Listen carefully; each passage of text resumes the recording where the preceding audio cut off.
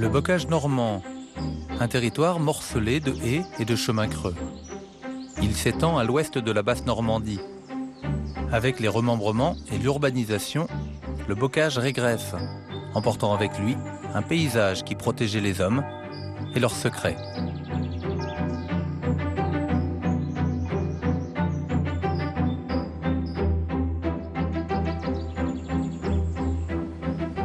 Nous sommes au cœur du bocage normand, un paysage tout en repli, en recoin, hérité d'un passé géologique agité et où les habitants ont joué à cache-cache pendant des siècles. Ici, et c'est assez troublant, les replis du paysage ressemblent à ceux de l'âme.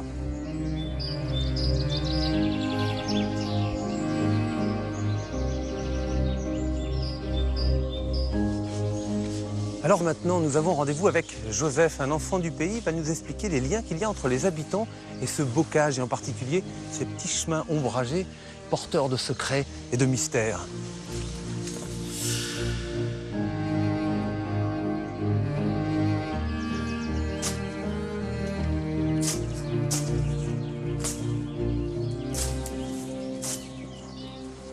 Dis voir Joseph, quand je te vois t'agiter, là, j'ai l'impression que le bocage, c'est avant tout du travail, non? Alors, d'une part, je ne suis pas agité, je fais de l'entretien, j'ai tout mon temps, c'est du travail, mais c'est de l'entretien, c'est tout. Ça, c'est vraiment des vieux chemins encaissés. Ils sont encaissés parce qu'ils ont été creusés dans la terre? Creusés dans la terre jusqu'à la roche, et la terre a été relevée, et pour tenir la terre, on a fait des plantations. Mais pourquoi on enterre les chemins comme ça? C'est pour pouvoir voyager sans être vu? S'il n'y avait pas de chemin, on était sur la terre meuble, on était dans la gadoue. Essaye de marcher dans la plaine plus loin, en plein vent, tu vas voir, sous la flotte. Alors on est encaissé pour qu'il n'y ait pas la gadoue, on est encaissé pour qu'il n'y ait pas le vent, protégé par la végétation. Exactement. Pour pas qu'il y ait la pluie. On est encaissé aussi pour retrouver de la pierre, pour avoir une portance pour les charrois et pour nos pieds. Parce que ça, avant, ici, les chevaux y passaient. Les chevaux, ici. Mais sans attelage, il était trop étroit le chemin. D'accord. Et il fallait qu'il soit sur un sol dur. Et comme ça, on pouvait marcher dessus sans s'enfoncer. Exactement.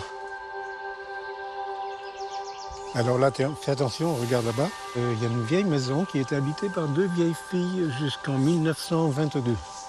C'est marrant parce qu'on a l'impression qu'il y a des petites fenêtres qui permettent de voir chez les gens. Oui, des fenêtres, des fenêtres feuillues. Alors tu as baissé la branche, personne ne te voyait. Mais d'y voir, Joseph, le fait de voyager dans ces petits, de se déplacer, pardon, dans ces petits chemins tout encaissés et tout cachés, ça change le rapport entre les gens? Exactement. On est reliés sans être vus. Et tu crois qu'à cause de ces chemins, la Normandie est plus riche de rencontres secrètes? Éventuellement. Ça nourrit les fantasmes et tout.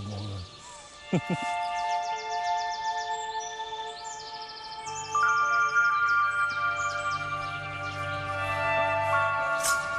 Pourquoi j'entretiens ce chemin? C'est parce que je l'aime. Et tu l'aimes parce qu'il te ressemble? Bah, plus que ça, c'est une partie d'un être. Ouais.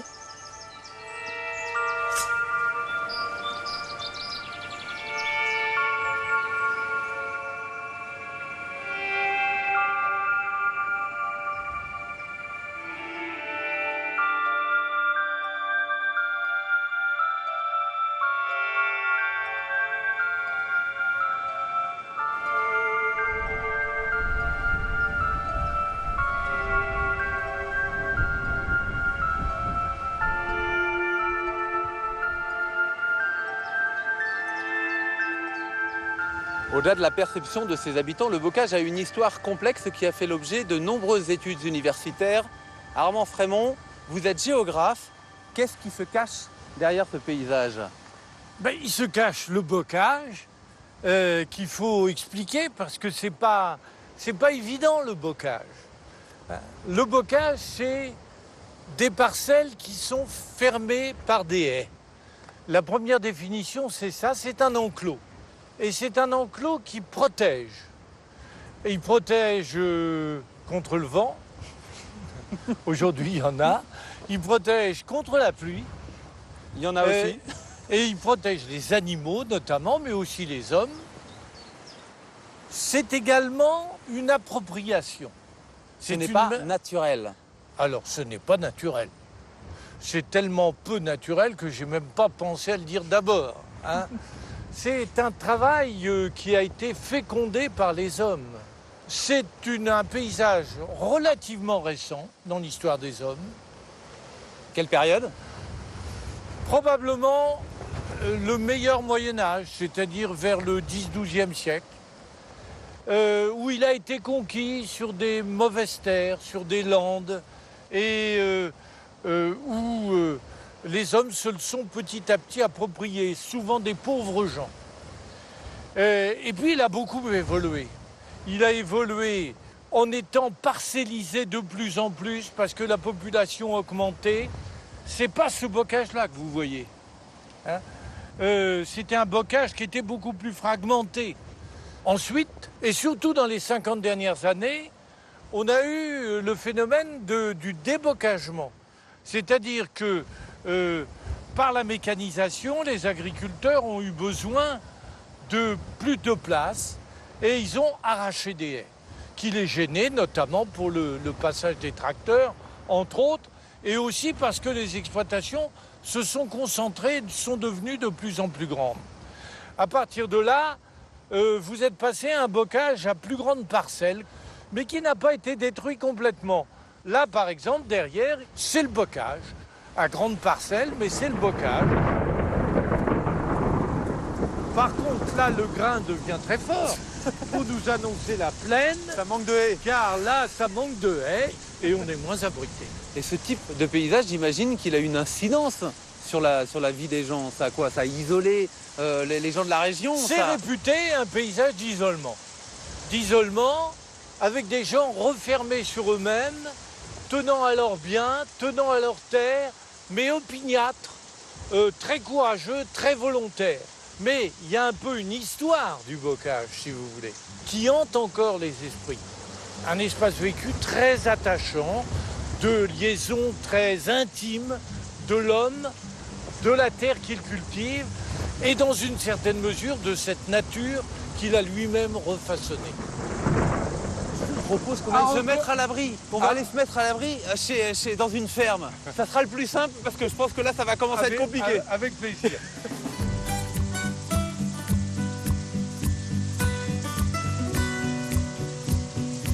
On va aller chez les champions. Hein. On va se mettre à l'abri. Hein. Pardon. Hein? Et ben voilà. Ce champion, Madame Champion. Voilà. Bonjour monsieur. Pardon, bonjour madame. Et vous avez toujours vécu ici? Oui, j'ai tout vécu depuis 40 ans. Monsieur Champion, je le connaissais par un livre. Un livre où même j'ai écrit quelques pages. Oui, Et c'est un livre sur la région et sur les paysages? oui, les paysages et les chemins. Là, regardez. Hein, je crois que c'est une des plus belles photos. Oui, C'est le chemin creux. oui, oui. Il est devant chez vous, là, tout près. Ça, c'est comme à l'époque, en fait. Oui. Là, il est tel quel. Tel quel. Tel quel. Tel quel. Oui. C'est un vieux chemin. Oui. C'est un vieux chemin Oui. qui est gardé, impeccable. Oui. Et je crois qu'il n'y en a plus beaucoup de comme ça. Ah non, il n'y en a pas beaucoup. Ils nous ont pris sous la pluie. Oui, Mais il y a quand même un coup de soleil de temps en temps dans le voilà, bocage. oui. Ah, mais Oui. faut le dire quand même. oui, hein. à travers les averses. Et à travers les averses. Et à ce moment-là, il est encore plus beau. Ah oui, Le bocage, tel qu'il change aujourd'hui, ça vous plaît? Ça vous plaît pas? bah, c'est-à-dire, il n'a pas beaucoup de talus ni de bois. Il y a des champs qui font 10 hectares maintenant, 15 hectares. Hein. Ah oui, Sur vos terres à vous, Oui. vous avez laissé les haies et Oui. les talus? les talus, oui, mais ils sont beaucoup, c'est les chemins de la commune. Alors les talus sont tous restés là. Oui, Vous avez une petite exploitation Oui, qui oui. a la taille du bocage? oui, voilà. Ancienne.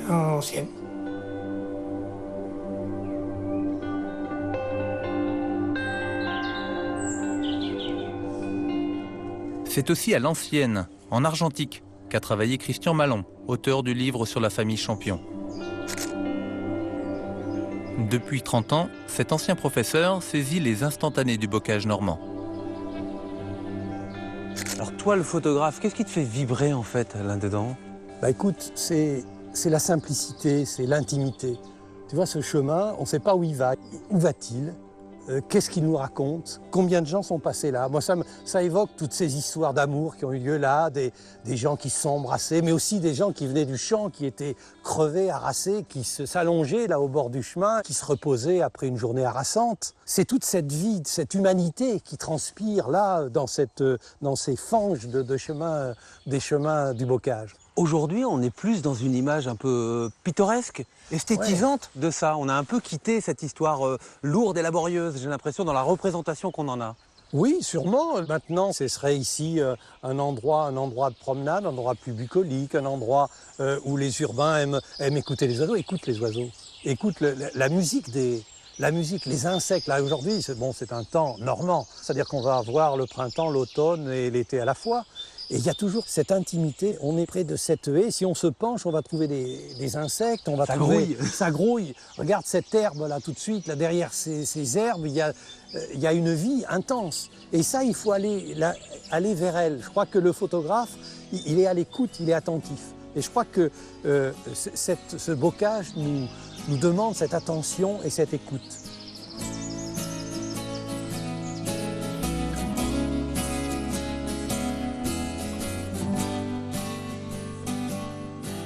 Une image qui a bougé, mais aussi un paysage qui lui-même qui bouge. D'ailleurs, on le voit, tu vois du assez maïs bien. là. Bah oui, il fallait. Le remembrement est passé. Regarde, tu as à la fois cette borne c'était une barrière normande qui était là, c'était une ouverture sur ce champ. Regarde, d'ailleurs, tout de suite, tu as une ouverture. Tu as ce maïs, tu as ces gens qui se promènent là-bas. C'est vrai que là, en une image, tu as la modernité.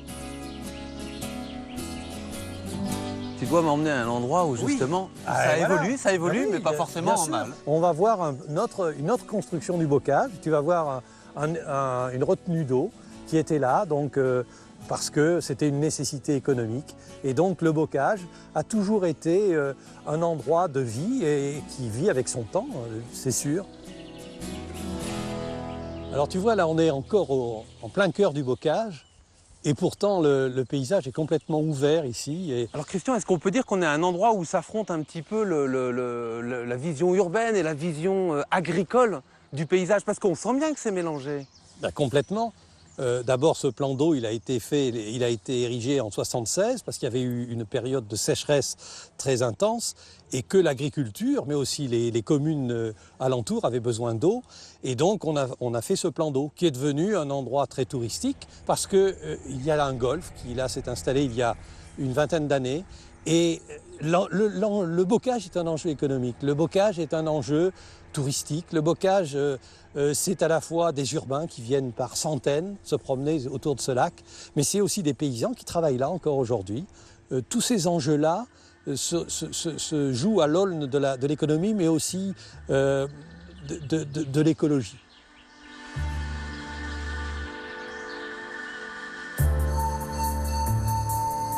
Le bocage n'est pas uniquement constitué de parcelles séparées par des haies.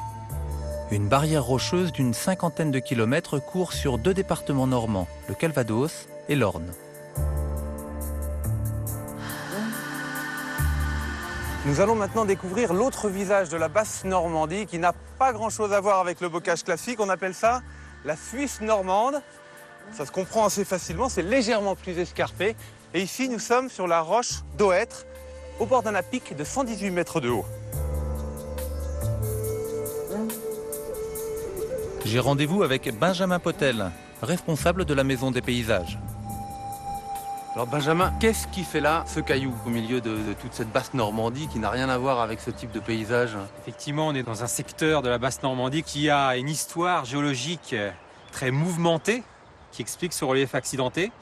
Alors une histoire parsemée de roches particulièrement dures, résistantes, comme celle-ci qu'on appelle le Poudingue pourpré, qui est un agglomérat de galets et de sable arrachés aux montagnes anciennes. Et ce relief alors, il vient d'où? La roche s'est surélevée ou la rivière a creusé? Pas du tout, la rivière a été creusée, notamment en période quaternaire, à l'époque glaciaire et post-glaciaire. Des gigantesques stocks d'eau ont été arrachés aux glaciers de l'époque et se sont écoulés pour fracturer cette vallée et donc permettre le passage de cette désormais petite rivière qu'on appelle la Roure. Mais j'imagine que de la glace, il y en a eu partout. Ici, pourquoi est-ce qu'il n'y a que là qu'on retrouve ce paysage inattendu? Parce que justement, la roche a été une véritable barrière qui a résisté aux affres du temps. Et ça correspond quoi? À un environnement aride? Exactement, aride comme l'est le terme ouatre, d'origine grecque qui veut dire aride, sec. Le climat est ici beaucoup plus rude qu'il peut l'être du côté de la capitale bas-normande, Caen. Alors cette vallée qui aujourd'hui est couverte de forêts, est-ce qu'elle a toujours eu ce visage-là? Non, il faut imaginer, il y a 100, 150 ans, l'agriculteur n'hésitait pas à exploiter en labour, en culture, ces pentes escarpées. Depuis, avec le développement des voies de communication, les céréales des secteurs plus riches de la Basse-Normandie sont venus concurrencer ces céréales pauvres poussant sur sol acide. Et dès lors, l'agriculture a été abandonnée pour laisser place à une nature assez impressionnante dans cette vallée, donc le bois. Alors avant d'arriver jusqu'ici, on a vu que le bocage était une terre de cache-cache par excellence. Est-ce que c'est le cas pour la Suisse normande? Oh, ici plus qu'ailleurs, hein. Ces paysages pittoresques, bien sûr, impliquent un caractère mystérieux qui ont permis de développer un certain nombre d'histoires. Par exemple, pour la Roche d'Ouêtre, on dit que le chef des Chouans, la révolution vendéenne, est venu se réfugier ici, dans une grotte située à quelques mètres sous la corniche principale. Ça veut dire que la Normandie a un peu son maquis aussi. Oui, et si on va sur le terrain des légendes, on dit que cette même grotte serait habitée par des fées, aujourd'hui même, qui viendraient chaque nuit danser dans les landes de la Roche d'Ouêtre. Peut-être que lui pourrait nous en dire plus. Ah oui, on dirait le visage du paysage, celui qui surveille toute la vallée. Ça, c'est pour moi et mon crayon.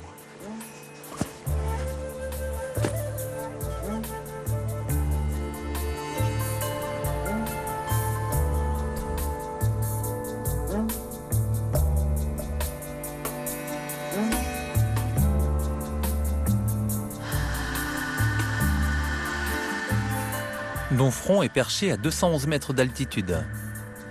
C'est l'une des rares bourgades de la région à avoir échappé au bombardement de la Seconde Guerre mondiale.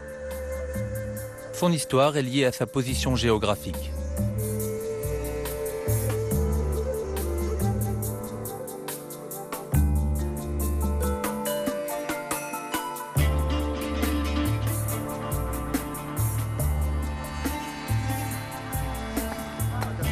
Jean-Philippe Cormier est professeur d'histoire. Donc nous sommes ici sur une ligne de hauteur armée par cette roche grise très résistante, hein, qui est un grès de l'ère primaire.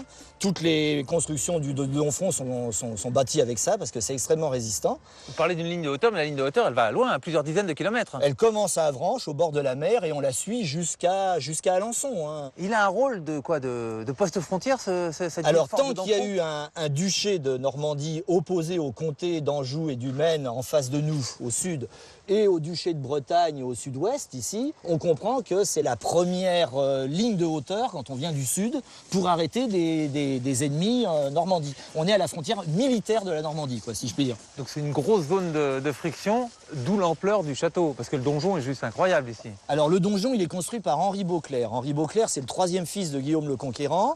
Il est seigneur de Domfront en personne, et il est, par-dessus le marché, duc de Normandie et roi d'Angleterre. Donc il a les moyens. Et il fait construire ce gigantesque donjon. Vous voyez, les murs à la base font plus de 3 mètres d'épaisseur. Ça fait 25 mètres de haut. Et c'est pas seulement une tour de guet, hein. C'est aussi une résidence. C'est très grand à l'intérieur. On a des pièces qui devaient faire dans les 20 mètres de long là-dedans. Et là, on est au 11e, 12e siècle. Voilà. Alors après, ça perd un peu ce rôle-là, parce que tant que ce seront les Plantagenets, Henri II Plantagenet, Richard Cœur de Lion, tous ces gens sans terre, hein, des personnages bien connus, ils sont tous venus à Domfront, ils sont seigneurs de Domfront, en même temps qu'être roi d'Angleterre, duc de Normandie. Ils passent ici, donc ils s'arrêtent, ils vont à la chasse, enfin bon, c'est une halte pour eux. Et Domfront retrouve son rôle de frontière à l'époque de la guerre de 100 ans. Quand les Anglais occupent la Normandie et qu'en face, il y a la couronne de France. Voilà, la couronne de France, les partisans du droit de France qui continuent à tenir la vallée de la Loire. Et ils arrêtent des résistants, on a des je ne sais combien d'exécutions repérées à Domfront pendant le début du XVe siècle. Donc des résistants qui sont cachés dans ce bocage qui n'est peut-être pas un bocage. Alors on ne sait pas exactement à quoi ressemblait le paysage. Il y a de la forêt, ça c'est sûr, on sait où sont les forêts. Là en dessous de nous, il y avait encore, à cette époque-là, l'époque dont on parle, guerre de 100 ans, il y avait une autre forêt qui s'appelait la forêt de Passay ou de Sylvedru, et son défrichement sera terminé après la guerre de Cent Ans, dans les années 1475. Et cet Anglois là, qui occupe la terre de France, il va quitter Domfront à quel moment? Au dernier moment, quand il va se faire chasser, c'est l'avant-dernière place récupérée par les Français. La dernière, c'est Cherbourg, 15 jours plus tard. Donc ici, les Anglais capitulent le 2 août 1450. En douceur d'ailleurs, parce qu'ils n'ont plus rien à espérer. Ils se battent pas, ils hissent le drapeau blanc, ils décollent. Et la couronne de France Et, récupère voilà, et la couronne de France récupère Domfront.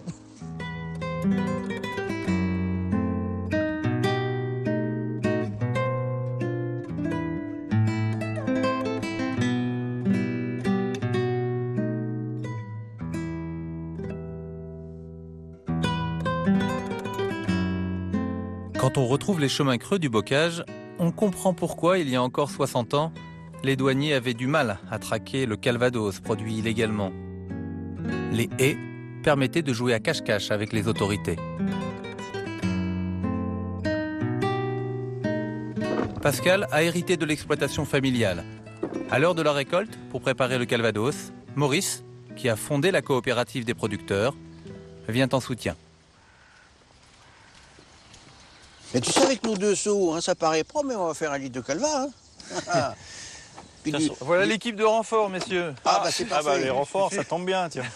Je savais, puis il y a toujours un seau. Il y a toujours un... C'est le saut du pauvre. Voilà, c'est ce qu'on dit. Vous avez fait le C'est premier arbre. terminé, hein. J'ai l'impression d'arriver à la fin. Mais il y a 70 poiriers, hein, donc on n'a pas fini. Hein. Ça vous permet de faire combien de litres de calva par an, ça? 3000 litres. De calvados Domfronté. Voilà, calvados Domfronté à 70 degrés. En Normandie, je pensais que le calvados, c'était de la pomme. On arrive ici, on récolte des poires. Il faudra qu'on m'explique. Le bocage sud Domfronté, c'est avant tout le poirier. Mes parents mettaient des poires dans le calvados, nous on a continué, on s'est même pas posé la question, quoi. Pour nous c'est une banalité, hein, la poire dans le calvados, on a toujours connu ça. Et ici c'est ancestral, quoi.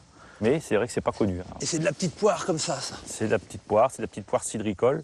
Non, c'est quoi? Alors ça c'est le plan blanc, donc celle-ci elle est quand même plus... Elle est âpre. Elle est sucrée, elle change vraiment la poire. Ouais, il y a un petit peu d'astringence. C'est pas forcément un fruit de table, mais... Voilà, c'est ce qui fait la différence. Entre ça et un fruit de table, c'est la crotté, quoi. Vos parents, ils faisaient déjà du calvados? Mes parents faisaient du calvados, bien sûr. Et encore, il y avait le double de poiriers qu'actuellement. C'était énormément planté. Et nous avions de petites exploitations de 5 à 15 hectares partout, qui étaient vraiment au fond des chemins. Et les agriculteurs vivaient en autarcie à cette époque-là. Le calvados, c'était le produit qui rapportait le plus, parce que ça partait un petit peu de tous les sens.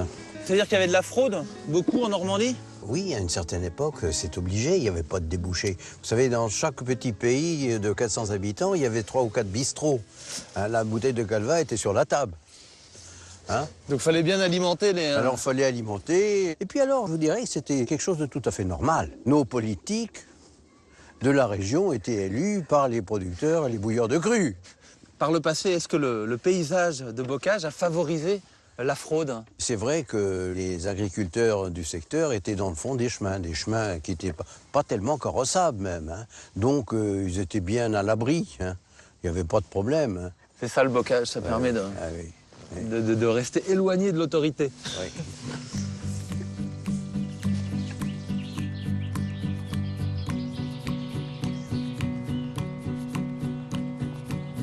Maurice, vous regrettez, vous, l'époque de la... On a beaucoup de regrets de voir ces plants disparaître. C'était vraiment le bocage normand qui s'en va.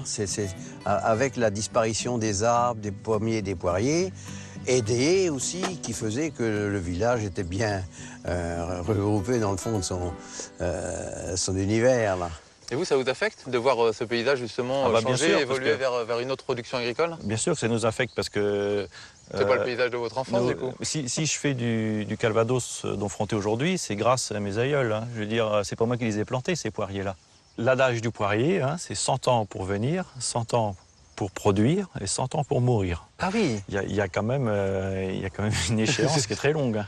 Donc il faut les régénérer. Hein. Tous les ans, il faut en replanter. Parce que sinon, qu'est-ce qu'on présentera aux futures générations? Parce que vous, quand vous plantez un arbre, vous voyez évidemment la perspective de récolter et de faire du calva, mais pas seulement. Vous voyez aussi ce que ça veut dire dans le paysage. Et puis on est fiers quand on rentre dans une ferme, et puis bon, après, quand c'est la nôtre, c'est encore mieux, mais puis qu'on voit ces arbres qui sont autour, bon, bah, on se dit on a fait quelque chose, quoi. Il y a un patrimoine qui est là, quoi. On l'a autour de nous, on vit avec. Allez, au suivant.